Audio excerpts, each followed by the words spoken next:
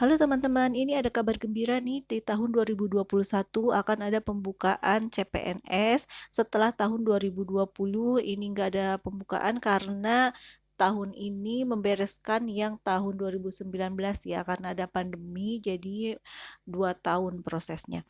Dan asal teman-teman tahu, aku adalah salah satu yang daftar di tahun 2019 dan SKD-nya lulus, ikutan tes SKB tapi gagal di SKB. Dan saya adalah salah satu orang yang menantikan pengumuman ini sama dengan teman-teman ya. Untuk teman-teman yang gagal di 2019 dan 2020, jangan patah semangat ya. Tetap semangat untuk terus berusaha dan mencoba daftar lagi. Mudah-mudahan di tahun depan bisa daftar lagi ya. Jadi untuk teman-teman yang nanti akan daftar, coba dicek dan baca-baca artikel-artikel berita-berita untuk mencari informasi. Jadi bisa mencuri start apa aja sih yang harus disiapkan dan persiapan apa aja biar lulus SKD dan SKB. Nah, ini ada artikel dari Lingkar Kediri. Aku ngambil artikelnya Lingkar Kediri. Di sini dikatakan dibuka pendaftaran CPNS 2021. Teman-teman latihan dari sekarang ya, bagaimana cara mengerjakan soal dengan waktu yang ditentukan pas saat tes, dan siapkan administrasi yang dibutuhkan kira-kira untuk nanti tes ya, apa aja. Di sini ada gambarannya akan saya bahas.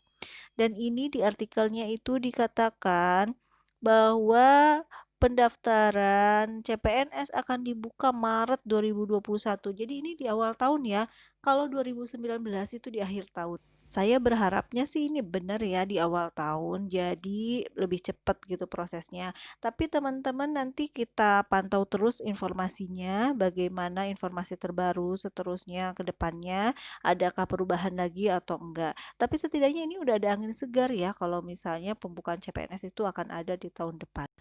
Ayo teman-teman persiapkan dari sekarang ya, biar nanti lebih siap lagi dan mudah-mudahan kita lulus. Ini di sini ada pengumuman pembukaannya itu untuk SMA, D3, D4, dan S1.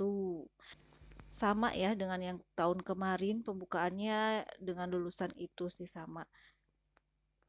Nah, ini syarat-syaratnya apa aja sih? Di sini ada usia 18-35 tahun saat mendaftar. Jadi sama dengan yang kemarin, tidak pernah dipenjara karena tidak tindak pidana selama 2 tahun, tidak pernah diberhentikan sebagai PNS, prajurit TNI atau anggota Polri, serta tidak pernah diberhentikan tidak dengan hormat.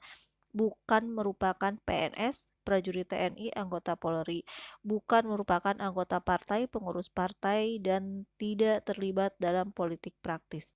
Sehat jasmani dan rohani sesuai dengan persyaratan jabatan yang dilamar, bersedia ditempatkan di seluruh wilayah Indonesia atau negara lain yang ditentukan oleh instansi pemerintah, lulusan perguruan tinggi dalam negeri atau perguruan tinggi luar negeri dengan IPK minimal D3 2,75, S1 3, dan S2 3,20.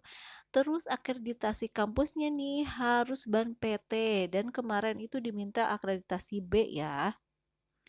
Dan ini itu syarat-syaratnya di tiap instansi atau Pemda itu beda-beda ya. Jadi teman-teman nanti kalau misalnya daftar harus benar-benar teliti dan dilihat syarat-syaratnya itu apa aja. Gak usah nyamain dengan yang lain karena beda-beda. Terus ada yang minta hasil tes TOEFL dan mintanya itu 450 nilainya. Kemarin itu DKI itu minta, terus kementerian tertentu ada yang minta, tapi ada juga yang enggak. Jadi harus benar-benar teliti. Ini adalah syarat-syarat yang pas saya upload di tempat saya tes. Di sini yang pertama itu ada dokumen pendukungnya seperti KK, surat keterangan akreditasi, ijazah. Tapi ini kalau misalnya di ijazahnya nggak tercantum akreditasi kampusnya ya. Kalau misalnya tercantum di sini nggak apa-apa ijazah aja. Yang penting di dalam ijazahnya itu ada tercantum akreditasinya apa. Ini untuk gambaran aja ya. Aku dulu di Pemda Dan di sini tidak meminta surat keterangan sehat, jadi aku tidak mengupload keterangan sehat.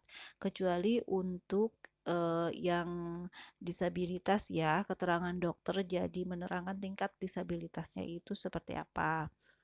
Terus yang kedua, ijazah sesuai kualifikasi pendidikan, ditambah dengan surat STR ya, kalau misalnya yang kesehatan itu ada STR, kalau pendidikan ada Serdik.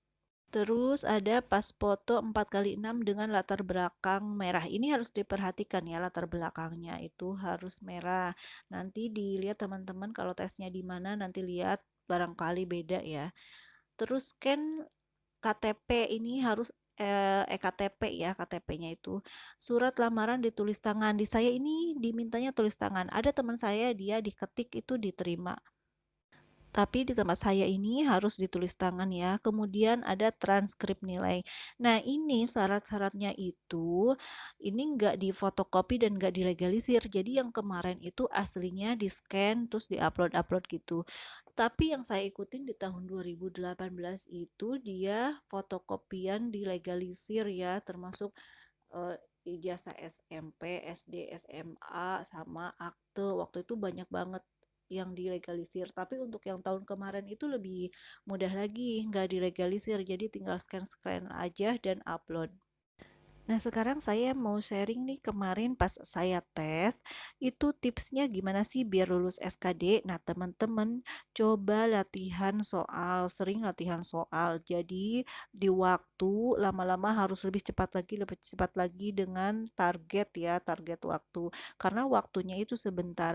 Dan tips dari saya, mengerjakan soal itu TKP dulu, habis TKP, TWK, dan terakhir itu TIU ya. Jadi nanti ada sisa waktu di akhir itu bisa ngecek ulang lagi, mana sih yang kira-kira masih ragu jawabannya. Ini logikanya harus terus diasah ya.